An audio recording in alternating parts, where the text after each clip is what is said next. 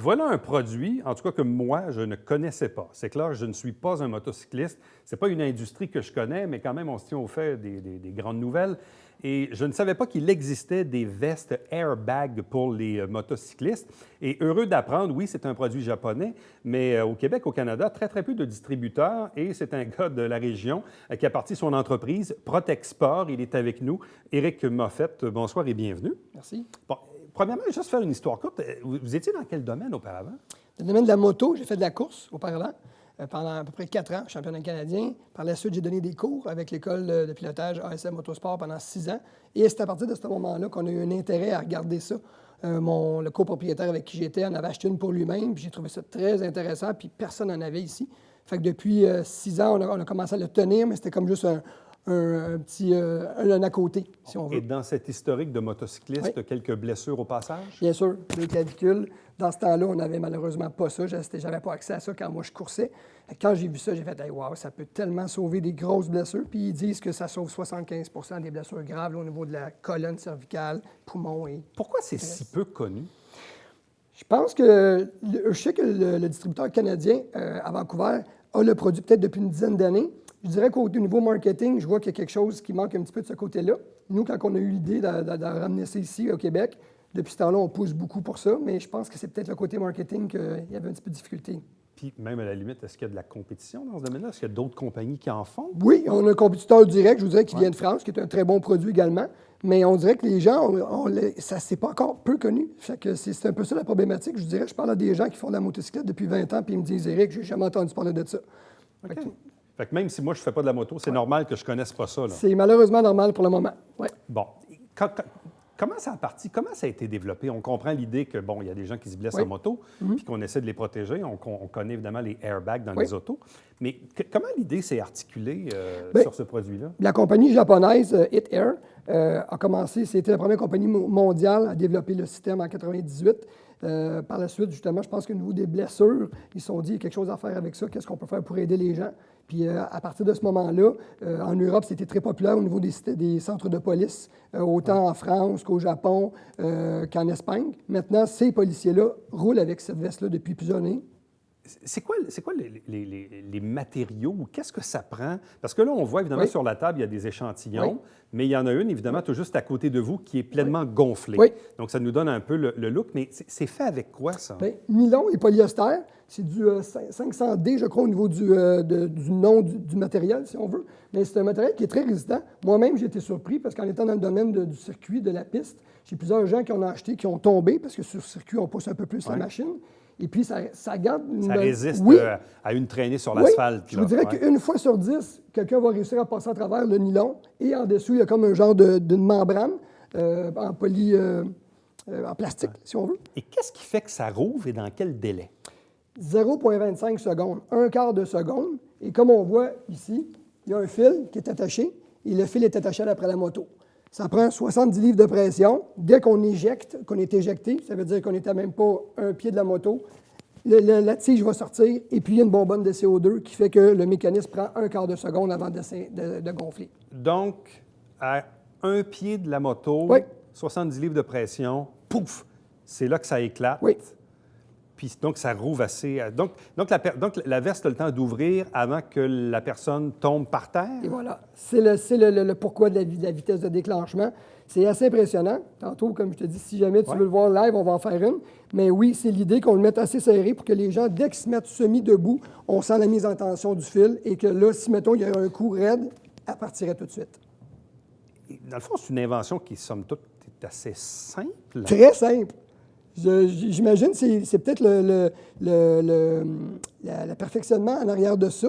Mais oui, c'est un fonctionnement très simple, un mécanisme et puis une tige de métal qui perce la bonbonne de CO2 et le mécanisme gonfle. Là, dans le fond, il y en a pour les hommes, pour les femmes, pour les enfants, pour des messieurs de 300 livres, ça existe aussi. Donc, il y a vraiment différentes tailles. Oui, puis je vous dirais, chaque modèle a à peu près 2 tailles et sont ajustables entre, mettons, 80 à 100 livres de différence au niveau du poids. Bon, prenons l'exemple de la rouge. Je vais juste la prendre si vous voulez me la donner. Donc ça, c'est pour...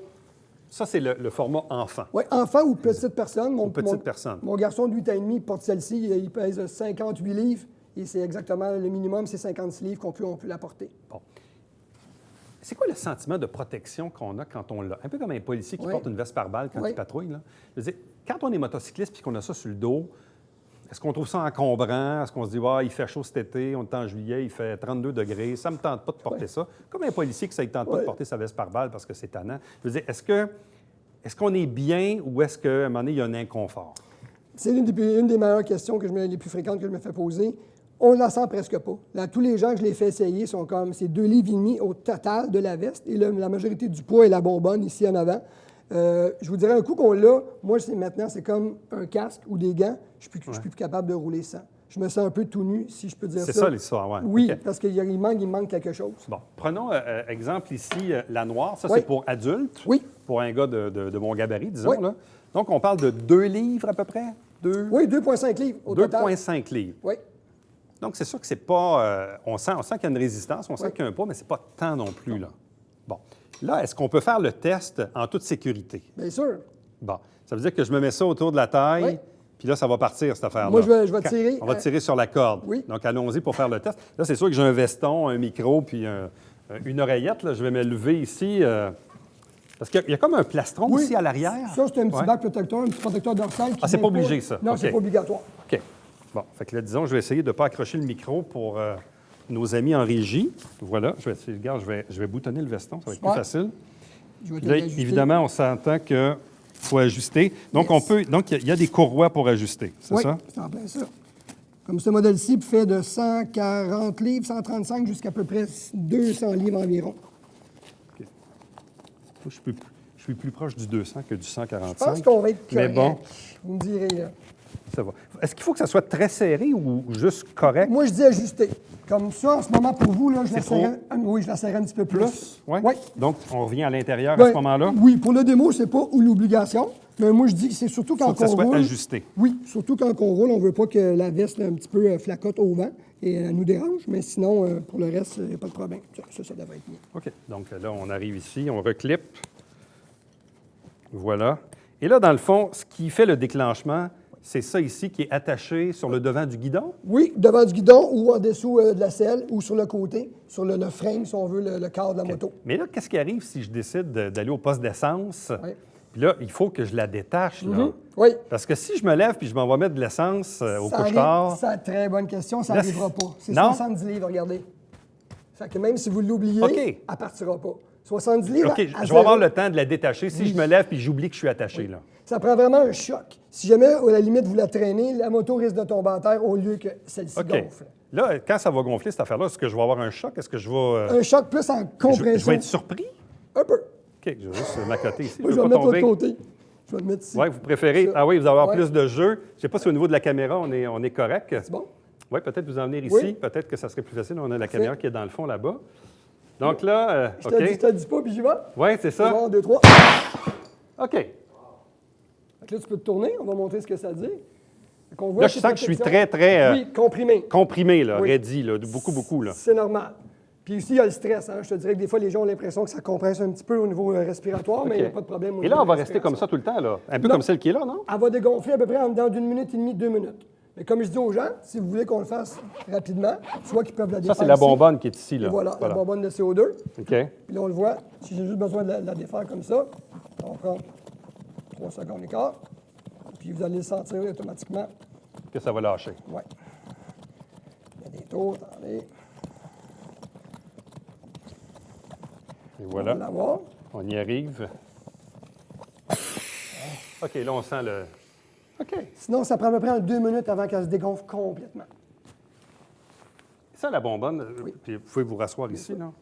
Est-ce qu'il faut la changer périodiquement? Est-ce qu'il y a une durée de vie sur les bonbonnes? Très bonne question. Normalement, on dit aux gens, moi je dis aux gens, il n'y a pas de durée de vie pour la bonbonne en soi, mais la veste, de l'essayer peut-être une fois par 2 ans, pour être certain que le mécanisme fonctionne bien, qu'il n'y ait pas de trou que quelqu'un ne l'aurait pas vu, des choses comme ça. Mais sinon, cette bonbonne-là peut durer très longtemps. Ce qui est bizarre, d'ailleurs, quand vous êtes arrivé, une des questions qui vous a été posée par l'équipe technique, c'est « OK, mais pour les motoneiges, ça marche-tu? Ouais.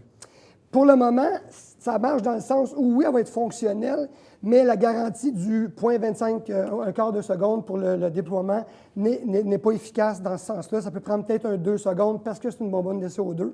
Puis l'effet de compression au niveau du gaz effet Quand il fait froid, dans le fond, c'est le froid, c'est ça? Et voilà. Fait que je vous dirais qu'en bas de -5, là, ça commence à faire une différence au niveau du délai. C'est sûr qu'on dit aux gens, si vous l'avez pour la moto, mettez-la pour la motoneige, mais l'efficacité pour le moment n'est pas optimale pour ce qui est des motoneiges. Vous nous avez amené aussi un casque. Pourquoi? Oui.